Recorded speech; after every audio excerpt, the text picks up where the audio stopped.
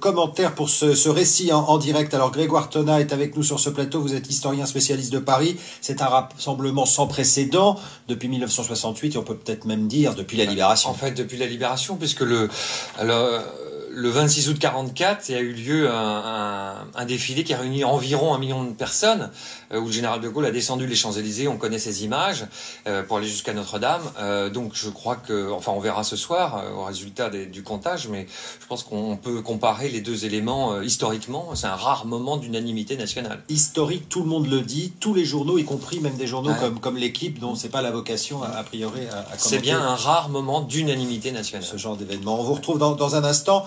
Je m'adresse à Patrick Ferrand qui est à l'Élysée. Patrick, le peuple sera dans la rue tout à l'heure, mais également les dirigeants du monde entier.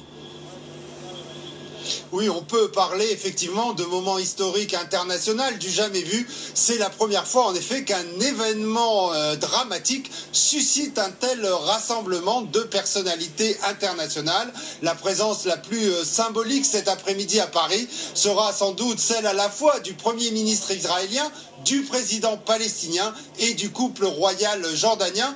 Mais au total, ce seront plus de 50 dirigeants étrangers qui battront le pavé parisien cet après-midi avec en tête les leaders de l'Union européenne. La classe politique française ne sera pas en reste, elle sera présente dans sa quasi-totalité, à l'exception du Front National qui a préféré appeler à manifester en province. La plupart des dirigeants étrangers et français quitteront l'Élysée ici cet après-midi pour aller en bus à la place de la République où ils défileront derrière les familles des victimes et les représentants des associations. Merci beaucoup Patrick Ferrand, Grégoire Tonnat. On peut parler d'unité, de solidarité, ça aussi c'est historique. C'est historique, c'est vraiment il y a une phrase que j'aime bien, c'est une phrase qui vient des mémoires du général de Gaulle quand il parlait du défilé du 26 août 44, il parlait de miracle d'unité nationale. Je pense qu'on peut parler de ça et on peut même rajouter international vu le nombre de chefs d'État qui sont présents aujourd'hui pour défiler à côté du président français. Dans l'histoire, ça arrive assez peu souvent. Il n'y a pas d'équivalence, à part le 26 août 44. Il y a eu, mais ça n'a rien à voir, évidemment, en 98, mais c'était le football, mais...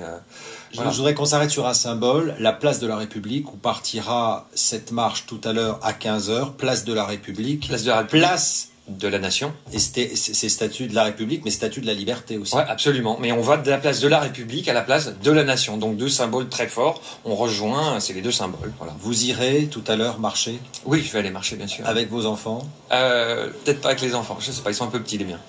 Merci beaucoup Grégoire Tonnat d'avoir été avec nous. Juste cette image... pour terminer, cette marche au nom de la liberté rassemble tout le monde sur les réseaux sociaux. On peut voir « Je suis Charlie, je suis flic, je suis juif, je suis la République ».